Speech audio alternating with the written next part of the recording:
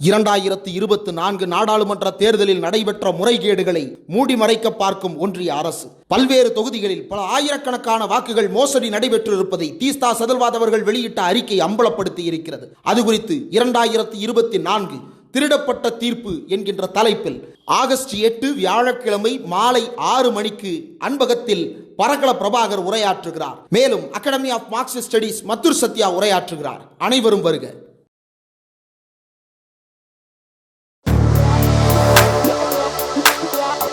Welcome to Andhra.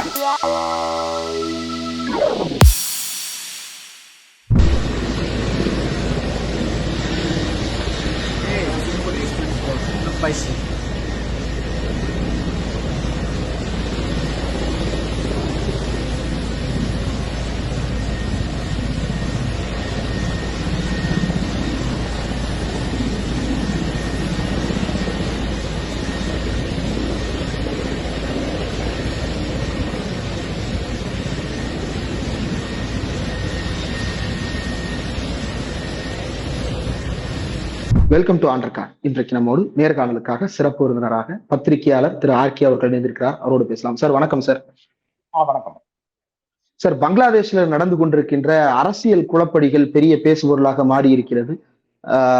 அங்கு ராணுவ ஆட்சியை டிக்ளேர் பண்ணி அங்கு இருக்கக்கூடிய அரசுக்கு எதிராக ஒரு பெரிய த்ரெட் வந்திருக்கிறது. பிரதமரே தப்பி செல்ல வேண்டிய ஒரு நிலைக்கு தள்ளப்பட்டிருக்கிறார். இதை எப்படி புரிஞ்சுக்கிறேன் சார்? இது வங்கதேசத்துக்கு ஒன்றும் புதுமை கிடையாது. அடிக்கடி ஒரு இது ஆர்மி கூ நடக்கிற ஒரு ஊராகத்தான் இருக்கிறது. நமக்கு நம்மளுடைய ஒரு வாழ்நாளில், அதாவது இப்ப சமீப காலத்துல ஒரு 15-20 வருடமாக பார்க்கவில்லை. அதுக்கு முன்னால சாதாரணமாக இருக்கின்ற ஒரு விஷயம். இது ஒரு பக்கம். ரெண்டாவதாக இது ஒரு ரிசர்வேஷன் சார்ந்த விஷயம். அதாவது அங்க இருக்கின்ற 1971 தான் வங்கதேசன் அவர்களுக்கு இண்டிபெண்டன்ஸ் கிடைக்கிறது. பாகிஸ்தான்ல இருந்து அவர்கள் இண்டிபெண்டாக வருகிறார்கள். இந்தியாவுக்கு அது பெரும் பங்கு இருக்கிறது. இந்தியா தான் போய் அங்க இருக்கின்ற பாகிஸ்தானிகளை எல்லாம் அடித்து துரத்தை விட்டு அதன் பிறகு இவர்களும் நிறைய சண்டை போட்டிருக்காங்க. அப்படி இருக்கின்ற நபர்களுக்கு ஒரு ரிசர்வேஷன், அதாவது யாரெல்லாம் அந்த போராட்டத்தில் பங்கெடுத்தார்களோ, நம்ம சவர்கர் மாதிரி கிடையாது, அங்கெல்லாம் யாரெல்லாம் போராட்டத்தில் பங்கெடுத்தார்களோ அவர்களுக்கெல்லாம் ஒரு ரிசர்வேஷன் என்று அது அதிகரித்தார்கள். அதாவது ஒரு ஆர்டர் வருகிறது. அதாவது 30% ரிசர்வேஷன் என்று அவர்கள் வைத்தார்கள். அந்த ரிசர்வேஷன் என்ன பண்றாங்கன்னு பாத்தீங்கன்னா, அதற்கு எதிராக மாணவர்கள் போராடுகிறார்கள். ஏனென்றால் ஏற்கனவே வேலை வாய்ப்பு கிடையாது. அப்ப அதனால போராடுகிறார்கள். அதை ஷேக் ஹசீனாவுக்கு எதிராக ஒரு போராட்டமாக அங்க இருக்கின்ற பாகிஸ்தான் எலிமெண்ட்ஸ், அதாவது ஜமாத் என்று, குறிப்பாக ஜமாத் இன் இஸ்லாமி என்றது ஒரு பெரிய ஒரு அமைப்பங்க, ஒரு அரசியல் கட்சி, அவர்கள் அதை திருப்பி விடுகிறார்கள். அப்போ அதுலயே பிஎன்பி என்ற இன்னொரு பெரிய கட்சி, அவர் தான் மெயின் அப்போசிஷன் பார்ட்டி. அவர்கள் இப்போ பாராளுமன்றத்தில் கிடையாது. பங்களாதேஷ் நேஷனல் பார்ட்டி என்ற கட்சி அதுல ஒருங்கிணைந்து 2 பேருமா சேர்ந்து இதை ஒரு நல்ல ஒரு வடிவம் கொடுத்து எடுத்துக்கொண்டு போகிறார்கள். பெரிய வயலன்ஸ் நடக்கிறது. எகெயின், வயலன்ஸ் என்பது அந்த ஊருக்கு ஒன்றும் புதுமை கிடையாது. எல்லா வாரத்திலும் ஒரு வயலன்ஸ் 2-3 பேர் உயிரை மாய்த்து கொண்டுதான் இருக்கிறார்கள். குறிப்பாக அரசாங்கத்துக்கு எதிராக, இல்லை என்றால் அரசாங்கத்தினுடைய ஏதோ ஒரு ஸ்கீமுக்கு எதிராக ஒரு வயலன்ஸ் நடந்து கொண்டே இருக்கும். அது யார் ஆட்சியில் இருந்தாலும் நடந்து கொண்டே இருக்கும் என்றதுதான் உண்மை நிலையா இருக்கிறது. இப்போ இந்த 30% ரிசர்வேஷன் என்பது ஹசீனாவுக்கு எதிரான ஒரு போராட்டமாக திருப்பி விடுறார்கள் இல்லையா இந்த பாகிஸ்தானி ஜமாஅத்து. அதுதான் ஒரு டேர்னிங் பாயிண்டா நான் பார்க்கிறேன். இளைஞர்களுடைய கோபத்தை முழுமையாக ஹசீனானுடைய மேலே திருப்பி விட்டு அது ஒரு அரசாங்கம் கவிழும் அளவுக்கு அது போய் நிறுத்தி இருக்கிறது. இதுதான் உண்மை நிலை. இப்ப இந்த ரிசர்வேஷன் பொறுத்த வரைக்கும் வரலாற்று ரீதியா அதுல பெரிய தப்பு அப்படின்ற மாதிரி தோணல. அவங்க இப்பதான் விடுதலை போராட்டம் அவங்களுக்கு சமீபத்தில் நடந்து முடிந்திருக்கிறது. அவங்களுக்கு ஒரு சேஃப்கார்டா இந்த மெஷரை அறிமுகப்படுத்துறாங்க அப்படின்னா, இது எப்படி சார் ஒரு எதிரான நடவடிக்கையாக திரும்புது? அது எப்படி ஓவர் தி நைட்ல இப்படியான ஒரு விஷயங்கள் டர்ன் அவுட் ஆகுது? அல்ல, அதுல 2 விஷயம் இருக்கு. ஒண்ணு 30% ரிசர்வேஷன் பண்ணது அதீதமாக ரிசர்வேஷனாக நானும் காண்கிறேன். இங்க கூட பட்டியல் ஜாதி மக்கள் எவ்வளவு இருந்தால் கூட 22% மேல போனது கிடையாது. அது நாம் மனதில் கொள்ள வேண்டும். அதாவது அந்த அளவுக்கு மக்கள் இருக்கிறார்கள். அப்படி இருந்து கூட அதற்கு மேல போனது கிடையாது. ஒண்ணு. ரெண்டாவதாக, அங்க இருக்கின்ற அந்த 30% ரிசர்வேஷன்ல இவர்களுடைய இந்த பசங்களுடைய சார்ஜ் என்னன்னு பாத்தீங்கன்னா, அது ஒரு காலமும் அவாமி லீக், அதாவது ஆளுங்கட்சி சார்ந்த நபர்களுக்கு மட்டும்தான் போய் சேரும், வேற யாருக்குமே போய் சேராது. நீங்க ஒரு நியூட்ரல் பர்சனா இருந்தால், இல்லையா பிஎன்பியை சார்ந்ததா இருந்தால், ஜமாத்தை சார்ந்த நபரா இருந்தால் நிச்சயமாக உங்களுக்கு அதனுடைய ரிசர்வேஷனே வராது. இது ஒரு முக்கியமான ஒரு விஷயமா இருக்கிறது.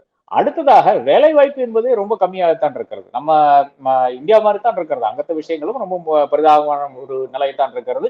யூனிவர்சிட்டி படிச்ச நபர்களுக்கு வேலை இல்லாத ஒரு இடம் நம்ம பார்த்து கொண்டிருக்கிறோம். பல நாடுகளில், அதாவது குறிப்பாக மாலத்தீவுல போய் பார்த்தீங்கன்னா ஆயிரக்கணக்கான லட்சக்கணக்கான பங்களாதேசிகள் இருக்கிறார்கள். அதே மாதிரி எங்க துபாய் அந்த மாதிரி ஊர்களில் எங்க போய் பார்த்தாலும் அதிகமான, அதாவது லோவர் எண்ட் ஜாப்ஸ் இருக்காங்க, இந்த கன்ஸ்ட்ரக்ஷன் வேலை, இல்லை என்றால் சுவேஜ் அல்ற வேலை, இதெல்லாம் வந்து யார் பண்றாங்கன்னு பார்த்தீங்கன்னா பங்களாதேசிகள் தான் எல்லா இடத்துலையும் பண்ணி கொண்டிருக்கிறார்கள். இந்தியாவிலையும் நிறைய இல்லீகல் பங்களாதேசிஸ் வந்து இப்போ ஓஎம்ஆர்ல கூட இருக்காங்க சொல்லி கொண்டிருக்கிறார்கள். படிப்புக்காக நிறைய பேர் வந்து இந்தியாவுக்கு வந்து கொண்டிருக்கிறார்கள். ஆனால் அதை தாண்டி எவ்வளவோ நபர்கள் வந்து இந்தியாவிலும் வேலை செய்து கொண்டிருக்கிறார்கள், இல்லீகலாகவே வேற வேலை செய்து கொண்டிருக்கிறார்கள் என்பதுதான் அந்த நாட்டினுடைய அந்த வேலையின்மையினுடைய அந்த ஒரு படத்தை வந்து மிக தெளிவாக நமக்கு காமிக்கிறது. ஓகே, இப்ப இது ஷேக் ஹசீனாவுக்கு இது எதிராக திரும்புது அப்படின்னா அது அரசியல் நடவடிக்கையா உள்ளுக்குள்ள நடந்திருக்கலாம். அதுல யாருமே தலையிட போறது கிடையாது. நாடாளுமன்றத்திலேயோ அல்லது அந்த ஊர்ல இருக்கக்கூடிய அரசியல் வட்டாரங்கள்லயோ இது பேசுபொருளா மாறுறதுன்றது வேற. பட் ஆனா ராணுவம் எப்படி சார் இதுக்குள்ள வர்றாங்க? ராணுவம் எப்படி தான் டேக் ஓவர் பண்றேன்றாங்க? ஏன்னா பக்கத்துல இந்தியா மாதிரி ஒரு பெரிய வளரும் நாடு இருக்கிறது, சைனா மாதிரி ஒரு வல்லரசு நாடு இருக்கு. இவங்களுக்கு மத்தியில எப்படி சார் ராணுவம் உள்ள வருது? இதுல ரெண்டு விஷயம் இருக்கு. ஒண்ணு என்னன்னு பாத்தீங்கன்னா, இது இந்த போராட்டத்தை திசை திருப்பும் விதமான ஜமாத்தினுடைய அந்த வேலை, பாகிஸ்தானுடைய ஐஎஸ்ஐனுடைய கைப்பாவையா இருக்கிறதா அந்த ஜமாத் இஸ்லாமிங்கிறது. நாம பேசும்போது நம்ம இங்க தமிழ்நாட்டில் இருந்து இருக்கிறதுனால ஏதோ கொஞ்சம் அதீதமாக தோணும். இது ஏதோ அமெரிக்காவுக்கு தாக்கீது பண்ற மாதிரி, கம்யூனிஸ்டுகள் அமெரிக்காவுக்கு தாக்கீது பண்ணுவார்கள், ஏறத்தாழ அதே பாணியில் நான் பேசிக் கொண்டிருக்கிறோம் என்ற அந்த இது உணர்வு வந்து பலருக்கும் இருக்கிறது. அது நியாயம்தான் என்று நான் கருதுகிறேன். ஆனால் உண்மையாகவே இதனுடைய ஒரு பின்னணியில நான் ஒரு ட்வீட் ஒண்ணு ஐ திங்க் 19ஆம் தேதியோ 17ஆம் தேதி ஜூலை போட்டிருந்தேன். அதுல பொருள் என்னன்னு பாத்தீங்கன்னா, இங்க வந்து கர்குஸ்கே மாறேன், வீட்டேறி அடிப்பேன் என்று அமித்ஷாவும் பாக்கி நபர்களும் வந்து பாகிஸ்தானை பார்த்து எச்சரித்து கொண்டிருக்கின்ற ஒரு வேலை. பாராளுமன்றத்திலேயே வந்து நாங்க வந்து என்னது ஆசாத் காஷ்மீர், அவங்க ஆசாத் காஷ்மீர் என்று கூறுவார்கள், நாம வந்து பாகிஸ்தான் ஆக்குபைட் காஷ்மீர் என்று கூறுவோம். அந்த காஷ்மீரை வந்து நாங்கள் பிடித்தெடுப்போம், நாங்கள் வந்து எங்களுடைய இந்தியாவுக்கு கொண்டு வருவோம் என்று பேசுகின்ற ஒரு வேலை. இதெல்லாம் என்ன பண்ணுன்னு பாத்தீங்கன்னா, பாகிஸ்தானுக்கு ஒரு பெரும் அழுத்தத்தை வந்து அங்க கொடுக்கிறது. அது ஏன் அங்கேயும் நம்ம ஊர்ல இருக்கிற மாதிரி இந்த லூனிஸ் என்று கூறுவார்கள், ரைட் விங் லூனிஸ் இங்க இருக்கிறாங்க, அங்கேயும் இருக்கிறாங்க. அங்க இருக்கின்ற அந்த ஃபண்டமெண்டலிஸ்ட் கிட்ட வந்து பயங்கரமான பிரஷர் வந்து அங்க ஆர்மியில் இருக்கின்ற நபர்களுக்கு வருகிறது. அதை தொடர்ந்து அவர்கள் வந்து ஜம்மு ஊடுருவலானாலும் சரி பங்களாதேஷுக்கும் அவர்களுடைய வேலைகளை ஆரம்பிக்கிறார்கள். அது குறிப்பாக நான் எழுதியிருப்பேன், Pakistan started its work in both Jammu infiltration and in Bangladesh அப்படின்னு நான் குறிப்பிட்டிருப்பேன். அது வந்து உங்களுடைய இந்த கர்குஸ்கே மாறேங்க என்ற அந்த கோஷத்தினால அவர்களுக்கு ஒரு பெரிய இக்கட்டான சூழ்நிலை வருகிறது. அதனால அவர்கள் வந்து அங்க ஆரம்பித்து வைக்கிறார்கள் என்று நான் குறிப்பிட்டிருந்தேன். அப்போ இப்போ வந்து என்ன ஆச்சுன்னு பாத்தீங்கன்னா, இந்த பங்களாதேஷ்ல நடந்த விஷயம் வந்து அவர்களுடைய கைவிட்டு போயிடுச்சு. ஐஎஸ்ஐனுடைய கைவிட்டு ஜமாத்தானுடைய கம்ப்ளீட் கண்ட்ரோல் எடுத்து அதை அப்படியே திசை திருப்பி ஒரு மொமெண்டம் வந்து அது கொடுத்துட்றாங்க. அதன் பிறகு வந்து ஷேக் ஹசீனாவே பிரதமரே வந்து அவர்களுடைய டெலிவிஷன் அட்ரஸ்ல வந்து நான் இந்த ரிசர்வேஷனை வந்து திரும்ப பெறுகிறேன் என்று சொன்ன பிறகு கூட இவர்கள் என்ன செய்யறாங்க, அந்த போராட்டம் இன்னும் தீவிரமடைகிறது. அது ஏன் தீவிரமடைய வேண்டும்? அது மாணவர்கள் திரும்பி போயிருப்பார்களே, அப்படி ஒரு இல்ல இவங்க அதை செய்ய மாட்டாங்க அப்படின்னு சொல்லிட்டு மறுபடியும் மாணவர்களை தூண்டும் விதமாக ஜமாத் வந்து செயல்பட்டு இருக்கிறாங்க. அதன் பிறகு ஜமாத் தான் முன்னாடி இன்னும் வந்து பல விஷயங்களை வந்து செய்து கொண்டிருக்கிறது. அது வந்து நாட்டினுடைய அந்த சாவர்னிட்டிக்கு குந்தகம் விளைகின்ற விஷயமானதுனால ஆர்மி வந்து உள்ள வருது. ஆனால் ஆர்மி அங்க இருக்கின்ற ராணுவம் ஏறத்தாழ அவாமி லீகினுடைய கட்டுப்பாடாக தான் இருக்குது. அதாவது அந்த ஆளுங்கட்சியினுடைய கட்டுப்பாடு தான் இருக்குது. எப்படி இங்க இருக்கின்ற பாஜக வந்து இந்தியன் ஆர்மியை வந்து தன்னுடைய கட்டுப்பாட்டில் வைத்திருக்க வேண்டும் என்று நினைக்கிறார்களோ, அது வந்து முடிந்த ஒரு வேலையாக பங்களாதேஷில் இருக்கிறது. அதனால அவர்கள் வந்து உள்ளே வருகிறார்கள். அதனால் அவர்கள் வந்து இந்த சம்பவங்கள், ஷூட்டிங் இன்சிடென்ட்ஸ் வந்து அங்கங்க நடக்கிறது. ஆனா இந்தியா மாதிரி கிடையாது. 200க்கும் மேற்பட்ட நபர்களை வந்து கொன்னொடுக்கிறார்கள். நேற்று ஒரே ஒரு நாள்ல வந்து ஏறத்தாழ 100 பேரை வந்து கொண்டிருக்காங்க, ஷூட்டிங்லயே கொண்டிருக்காங்க.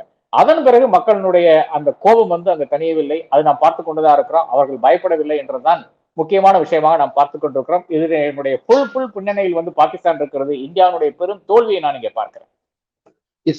இது ரொம்ப முக்கியமான ஒரு பார்வை சார். இப்ப பங்களாதேஷ், நேபாள், பூட்டான் இந்த எல்லாத்துலயுமே வந்து இந்தியன் இன்ட்ரெஸ்ட் அப்படின்றது இன்டர்நேஷனல் ஸ்டடீஸ்ல ரொம்ப முக்கியமான ஒரு விஷயமா பேசப்படுறதுதான். என்னதான் அவங்க சாவரின் நேஷனாக இருந்தாலும் கூட பல விஷயங்களுக்காக அவர்கள் இந்தியாவை சார்ந்து இருக்க வேண்டிய ஒரு நிலை இருக்கிறது. அதனால அங்க இருக்கிற பாலிடிக்ஸ்லயும் இந்தியன் ஹேண்ட் வந்து அவ்வப்போது பார்க்க முடிகிறது. நேபாள்ல காங்கிரஸ் ஆட்சி காலத்துல பார்த்தோம், பூட்டான்ல சமீபத்துல கூட சைனீஸ் ரிட்ரீட் பார்த்தோம். அப்போ பங்களாதேஷ்ல இப்ப நடக்கிற இந்த கூப்ல இப்ப இந்தியா எப்படி ரியாக்ட் பண்ண போகுது ஒரு இன்டர்நேஷனல் ஸ்ட்ராட்டஜிக் பார்ட்னரா? கொஞ்சம் விரிவாவே பேசுறேன் இந்த விஷயத்துல. குறிப்பாக இப்ப வந்து பாகிஸ்தானை வந்து ஃபர்ஸ்டே இந்தியாவுக்கும் பாகிஸ்தானுக்கும் ஒரு எதிர்துருவ நாடுகளாக நாம் வந்து பயணித்துக் கொண்டிருந்தோம். அவங்க வந்து முஸ்லிம் நாடாக மாறிவிட்டார்கள். அதன் பிறகு வந்து பாகிஸ்தானுடைய எக்ஸிஸ்டன்ஸ் என்று வைத்தாலே அது வந்து ஆன்டி இந்தியா சென்டிமெண்ட்ல தான் இருந்தது. எப்படி பாகிஸ்தானை ஒருங்கிணைக்க முடியும் என்று பாத்தீங்கன்னா அது எல்லாமே வந்து ஆன்டி இந்தியா சென்டிமெண்ட்ல தான் ஒருங்கிணைத்துக் கொண்டிருந்தார்கள் என்டையர் கம்யூனிட்டியை வந்து. இல்லை என்றால் அப்படி எப்படி சின்ன வினமா என்னைக்கே போயிருக்கும். பலோச்சிஸ்தானும் சிந்தும் அதே மாதிரி பஞ்சாபும் பாக்கி இருக்கின்ற வசீரிஸ்தான் எல்லாம் தனித்தனியாக போயிருக்கும். இது ஒரு பக்கம். அப்போ பாகிஸ்தான் என்பது என்றைக்குமே இந்தியாவுக்கு எதிராக நின்றால்தான் பாகிஸ்தானுக்கு ஒரு எக்ஸிஸ்டன்ஸ் என்று வந்துவிட்டது. இலங்கையில் என்ன நடந்தது? நம் தவறான கையாண்ட மிக தவறான ஒரு அணுகுமுறை எல்டிடியினுடைய அந்த போரை நாம் கையாண்ட முறை. குறிப்பாக பாக்கி இருக்கின்ற அனைத்து தமிழ் செட்டப்புகளையும் மிலிட்டன்ட் செட்டப்ஸ்லையும் நாம் கையாண்ட முறை. அதனால இன்னைக்கு ஒரு பெரிய டீப் சஸ்பிஷன் வந்து சிங்கள மக்கள் மத்தியில் இருக்கிறது. அப்ப இந்தியா வந்து என்னதான் செய்தாலும் அந்த ஒரு சஸ்பிஷன், அந்த ஒரு இது இருக்கு இல்லையா, அது வந்து மக்களினுடைய மனதில் இருந்து, சிங்கள மக்கள் மனதில் இருந்து நீங்க மாய்க்கவே முடியாது. இன்றைக்கு கூட தாராளமாக நீங்க போய் சொல்லலாம், இந்தியா வந்து அந்த விஎஃப்எஸ் எடுத்திருக்கு இல்லையா, ஐஎஃப்எஸ்ஓ விஎஃப்எஸ் அந்த விசா ப்ராசஸிங் எடுத்திருக்கு, அது வந்து இந்தியா கம்ப்ளீட்டா ஸ்ரீலங்காவுடைய கண்ட்ரோலே அப்படியே எடுத்துன்னு சொன்னா அந்த நம்பருக்கு ஆள் இருக்க வேண்டியது பெரிய ஒரு செக்ஷன் இருக்கு சிங்கள மக்கள். அது ஏன்னு பாத்தீங்கன்னா இந்தியாவினுடைய அணுகுமுறை, தவறான அணுகுமுறை, ஒரு காலத்தில் நடந்த தவறான அணுகுமுறை, அதனால வந்து நடந்த விஷயமா இருக்கிறது. அதே மாதிரி நேபாளில வந்து நம்முடைய இன்னைக்கு ஜெய்சங்கர் இருக்காரு ஃபாரின் மினிஸ்டர், அவர் வந்து ஃபாரின் செக்ரட்டரியா இருந்த சமயத்துல 2015 அங்க போய் உட்கார்ந்துட்டு நீங்க வந்து ஒரு ஹிந்து நாடாகவே நீடிக்க வேண்டும், நீங்க நிச்சயமாக ஒரு செக்யூரல் நாடாக மாறக்கூடாது என்று சொல்லிட்டு பயங்கரமாக அழுத்தம் கொடுத்ததாக அங்க இருக்கின்ற நேபாளி ஃப்ரெண்ட்ஸ் வந்து எனக்கு கூறுகிறார்கள். எத்தனை முறை போனாலும் என்னைக்கு போனாலும் அவர்கள் இருக்கின்ற ஒரே ஒரு பெரிய வருத்தம் என்னவென்றால், நீங்க வந்து இதை மட்டும் செய்யலங்க, நீங்க அதன் பிறகு வந்து ஒரு பெரிய ஒரு பிளாக்கேடை வந்து நீங்க செஞ்சீங்க, அதனால எங்களுக்கு வந்து எரிவாயுவில் இருந்து டீசல் பெட்ரோல் இருந்து அனைத்தையும் நீங்க நிறுத்தி விட்டீர்கள், இந்த ஒரே ஒரு காரணத்துக்காக நாங்க வந்து ஒரு மதேதர செக்யூலர் நாடாக மாறுகிறோம் என்று ஒரு கான்ஸ்டிடியூஷன் நாங்க வந்து அடாப்ட் பண்ணதுனால நீங்க இது எல்லாமே கட் பண்ணிட்டு நீங்க மறுபடியும் நாங்க ஒரு ஹிந்து நாடா மாற வேண்டும் என்று நீங்க இன்சிஸ்ட் பண்ணீங்க. அப்போ இருந்தே அவர்கள் அனைவருமே இருக்கின்ற அனைத்து அரசியல்வாதிகளுமே அங்க இருக்கின்ற நபர்கள் வந்து ஏறத்தாழ இந்தியா நேபாளி காங்கிரஸ் தவிர பாக்கி எல்லாருமே வந்து இந்தியாவுக்கு எதிராக மாறிவிட்டார்கள்.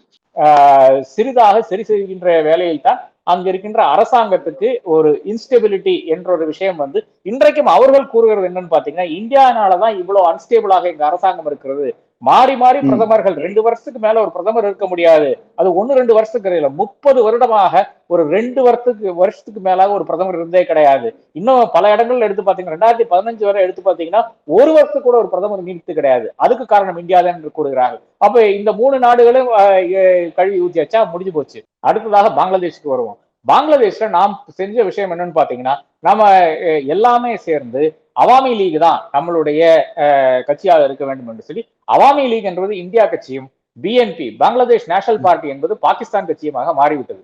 அப்போ ஒருத்தர் ஆட்சிக்கு வரும்போது இன்னொருத்தர் பிடிச்சி ஜெயில போட்டுருவாங்க. இப்ப காளிதாசியா ஆக்சுவலா ஜெயில இருக்காங்க. காளிதாசியா என்பது பங்களாதேஷ் நேஷனல் பார்ட்டியினுடைய தலைவர், அவர் தான் முன்னாள் பிரதமராக இருந்த நபர், அவரை வந்து ஜெயில போட்டிருக்காங்க. ஷேக் ஹசீனாவுக்கும் இவர்களுக்கும் நெருங்கிய தொடர்பு, கலிதாவுக்கும் நெருங்கிய தொடர்பு இருக்கின்ற நபர்கள் தான். அப்படி இருந்து கூட தொடர்ச்சியாக நடந்த இதுல தேர்தலில் பாத்தீங்கன்னா பிஎன்பி பல இடங்கள்ல வந்து நிக்காம, இல்லை என்றால் நிறுத்ததுக்கு ஆள் இல்லாம தவிச்சு கொண்டிருந்தது. இந்த சமீப காலத்து தேர்தல் 6 மாசத்துக்கு முன்னாடி நடந்த தேர்தலில் வந்து பிஎன்பி முழுக்க நாங்கள் வந்து பங்கேற்க மாட்டோம் என்று கூறிவிட்டது. அவாமி லீக் தான் ஏறத்தாழ எல்லா இடத்துலையும் ஜெயிச்சிருக்கிறது. அங்க வந்து அரசாங்கம் என்றால் கட்சி என்றால் அரசாங்கம் என்ற நிலைக்கு வந்து ஏறத்தாழ ஒரு 10-12 வருடமாக போய்கொண்டிருக்கிறது. இது இந்தியாவினுடைய கட்சி. அப்ப இந்தியாவினுடைய கட்சி அங்க இந்த அளவுக்கு ஒரு பிரச்சனையை பண்ணி அது வந்து அவாமி லீகுக்கு எதிராக ஷேக் ஹசீனாவுக்கு எதிரான ஒரு போராட்டம் மட்டும் கிடையாது, இந்தியாவுக்கு எதிராகவும் தூண்டி விடுகின்ற, திருப்பி விட முடிகின்ற ஒரு போராட்டமாக அது இன்னைக்கு மாறி இருக்கிறது என்றுதான் உண்மை நிலையா இருக்கிறது. அப்ப என்னை பொறுத்தளவுல இன்னைக்கு அங்க வந்து ஒரே ஒரு ஃப்ரெண்டு தான் இந்த சவுத் ஏஷியா ரீஜன்லயே இந்தியாவுக்கு இருந்தது, அதுவும் இன்னைக்கு நட்டமா இருக்கு என்றுதான் நான் பார்த்து கொண்டிருக்கிறோம். ஓகே. ரொம்ப ஆபத்தான ஒரு சூழலை அங்க நிலவி கொண்டிருக்கிறது. இப்போ சைனீஸ் இன்டர்ஃபியரன்ஸ் அப்படின்றத எப்படி புரிஞ்சுக்கிறது சார்? இப்ப இந்தியாவுடைய ஸ்ட்ராட்டஜி அப்படின்றதே அணிசேரா நாடுகள் அப்படின்னு இந்தியா ஏற்படுத்திய அந்த ஒரு ஸ்ட்ராட்டஜி, அதுக்கு கீழே இந்த மாதிரி சின்ன சின்ன நாடுகளை எல்லாம் நம்ம ஒண்ணு சேர்த்து நின்னது அப்படின்றதுதான் ஒரு இன்டர்நேஷனல் அலையா நம்ம பர்சீவ் பண்ணோம். ஆனா இப்ப சைனீஸ் இன்டர்ஃபியரன்ஸ் அப்படின்றது இந்த எல்லா நாடுகள்லயுமே, பாகிஸ்தான்ல சைனா, மால்டீவ்ஸ்ல சைனா, ஸ்ரீலங்கால சைனா, நேபாள்ல சைனா, இப்போ பங்களாதேஷும் நம்முடைய பார்ட்னர் லிஸ்ட்ல இருந்து போறாங்க அப்படின்னா அப்ப அங்கேயும் வந்து சைனீஸ் இன்டர்ஃபியரன்ஸ் வர வாய்ப்பு உண்டா சார்?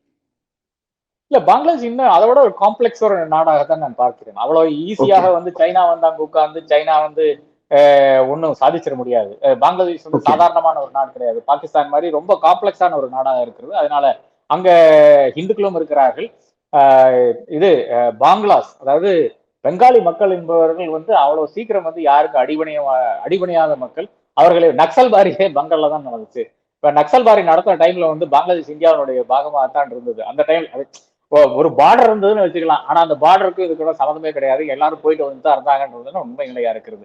அதை தாண்டி நம்ம இங்க பார்க்க வேண்டிய முக்கியமான பிரச்சனை என்றால், இந்தியாவை பொறுத்தவரை இருக்கின்ற பிரச்சனை என்றால், இந்தியாவில அமித்ஷாவும் மோடியும் செய்கின்ற இந்த டாப் லெவல் அப்பாயின்மெண்ட்ஸினுடைய அதுல கொடுக்கின்ற எக்ஸ்டென்ஷன் தான் ஒரு பெரிய பிரச்சனையா நான் பார்க்கிறேன். அது வந்து ரானோட செக்ரட்டரி ஆனாலும் சரி, டிஐபி ஆனாலும் சரி, பெரும் அவலத்துக்கு உள்ளாகின்ற ஒரு விஷயமாகத்தான் இதை பார்க்க வேண்டியதா இருக்குது. ஏனென்றால் இப்ப பாருங்க, ஒரு நம்பர் 2 ஒருத்தர் இருப்பாரு, அவரே ஆக வேண்டும் என்ற அவசியம் கிடையாது, இன்னொருத்தர் கொண்டு வந்து போடலாம், இல்லை என்றால் வேற ஒரு சர்வீஸ் ஒருத்தர் வந்து போடலாம்.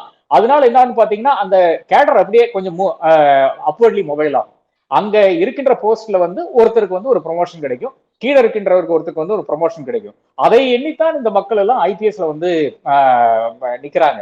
ஏதோ ஒரு நாள் வந்து நமக்கு அந்த ஆர்கனைசேஷனை ஹெட் பண்ண முடியல. ஆனா அந்த சமந்த் கோயலுடைய விஷயமானாலும் சரி, இப்ப இந்த தாப்பானுடைய விஷயமானாலும் சரி, என்ன நடக்குதுன்னு பாத்தீங்கன்னா, குறிப்பாக ஐபியும் ஆர்என்ஏடபிள்யூயும் ஏறத்தாழ பாஜகவினுடைய கூலிப்படையாக மாறக்கூடிய ஒரு சூழ்நிலையை நாம் பார்த்து கொண்டிருக்கிறோம். அது ஏன் மாறக்கூடிய சூழ்நிலைன்னு பாத்தீங்கன்னா, இவர்களுக்கு இந்த மேலே இருக்கின்ற நபர்களுக்கு வந்து எக்ஸ்டென்ஷன் கொடுத்தே போறாங்க. எப்படி இன்னைக்கு இடி வந்து ஒரு கூலிப்படையாக நாம் பார்த்து கொண்டிருக்கிறோமோ, ஏறத்தாழ அதே மாதிரி தான் இந்த சமந்த் கோயலினுடைய சமயத்துல வந்து ஆர்என்ஏடபிள்யூ, அதே மாதிரி இப்ப தாப்பானுடைய பீரியட்ல வந்து ஐபி, இப்ப மறுபடியும் தாப்பாவுக்கு ஒரு எக்ஸ்டென்ஷன் கொடுத்திருக்கிறாங்க. அதாவது ஆகஸ்ட் 31 அவர் வந்து ரிட்டையர் ஆக வேண்டிய மனிதர், அவருக்கு மறுபடியும் எக்ஸ்டென்ஷன் கொடுக்கறதுல அர்த்தம் என்னன்னு எனக்கு புரியவில்லை. ஏனென்றால் அவருக்கு கீழே இருக்கின்ற அத்தனை நபர்களும் கேப்பபிள் நபர்கள் தான். எனக்கு தெரிஞ்ச நபர்களும் இருக்கிறார்கள், கேப்பபிள் நபர்களா இருக்கிறார்கள்.